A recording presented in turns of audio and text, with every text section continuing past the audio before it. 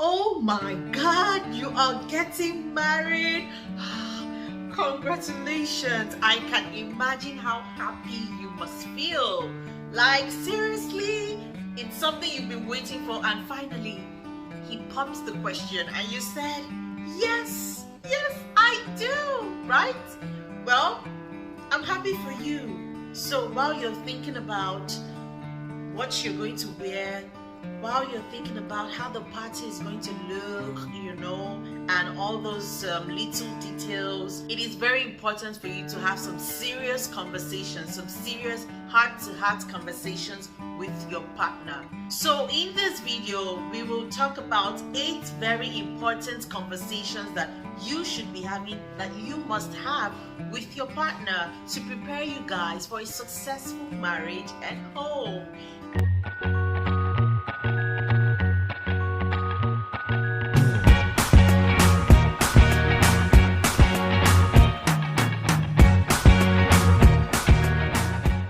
Particular order, before you say I do, you should talk about, firstly, family.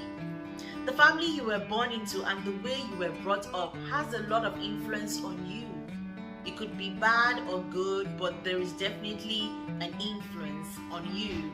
Now, some people come from a great family but turned out bad. That's why you hear stories about kids whose parents are like pastors in church and they turn out bad. What do you think happened to them? Some people, have very traumatic experiences. They went through a lot as kids, and those experiences have a lot of impact on you as an individual. And if they are not, properly settled, if they're not properly, dealt with, you carry those things to adulthood, and those things affect how you relate with people and how you would also act in your marriage. So if you're not aware of a trauma your partner would have gone through, how are you going to be able to understand or approach them when you start to have differences? I know it sounds very sensitive, but you definitely need to, find a good way, a good time to have this conversation, and try not to sound so judgmental. Try not to sound like you're trying to attack them, but just listen to them from a place of love and try to, comfort them where they feel hurt in any way. Before you say I do, next thing to talk about is money. Money is definitely a very big deal in any relationship because money is important to everybody. I mean, we all want money. We all want a good life. The mistake you don't want to make is not having a candid conversation about it. In some cases, I've seen where one partner leaves all the money matter to the other person because they feel like, oh, he's more financially informed and, experienced. So let him handle it. It shouldn't have to be that way. You need to know what is going on with your finances as a couple. Even if you both decide that one person will be working and the other person will be at home taking care of the kids or doing anything else, you both need to still know and work together in managing your finances, because anything can happen. You don't want to be completely clueless or be caught unawares. So here are things you should cover in your discussion about money. You should talk about your current financial situation. How much do you earn? How much do you spend? Do you have any debts? Any debts that you need to cover? Because my debt, your debt becomes our debt once you get married, and both of you will have to sort out those together.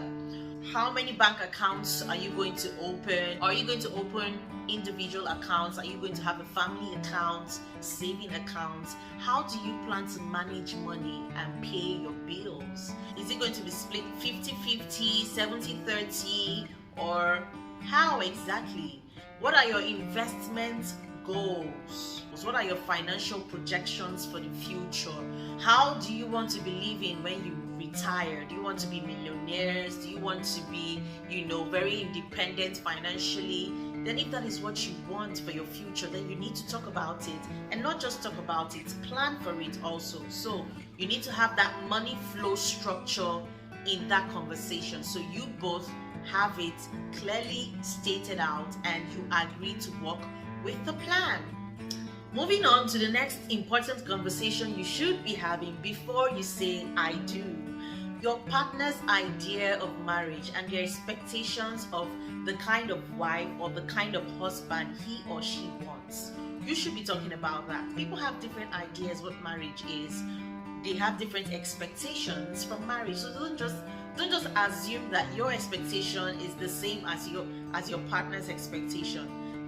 There's a quote I saw recently on Instagram. It says, the struggle of life will bring you the kind of partner you need, but money, success will bring you the partner you want. So the key word there is need and want. What kind of partner do you need and what kind of partner do you want? You may want something, but it doesn't necessarily mean that that thing is important for you to have. So most times when people talk about the kind of guy or lady they want to marry, they majorly focus on the physical looks, the appearance, and you forget about actually the character, the person, the mindset of that individual. Let me surprise you. Do you know that some people think that when they get married, all their problems are solved? You know, that's really funny, right? It is, but it is true. That's how people feel. Oh, when I get married, everything is going to be perfect. My life is going to be beautiful. I will have zero worries, zero problems, and blah, blah, blah. For the guys, it will be like, oh, I will have someone to cook for me, someone to give me a massage, to clean, someone to do what my mother does. And for some ladies, they're like, I will have someone to spend money on me, to pamper me, take me on exotic trips, and give me the sweet life I've always dreamt of. When you start with so much high expectations, you're going to be disappointed at the end of the day, especially if you did not have that conversation with your partner. I'm not saying it is bad to have these expectations. I mean, seriously, we all have needs, but unless you have shared them with your partner, please do not assume that they know and that they will meet these needs. For instance, for some men, they might feel that they do not want their wives to work.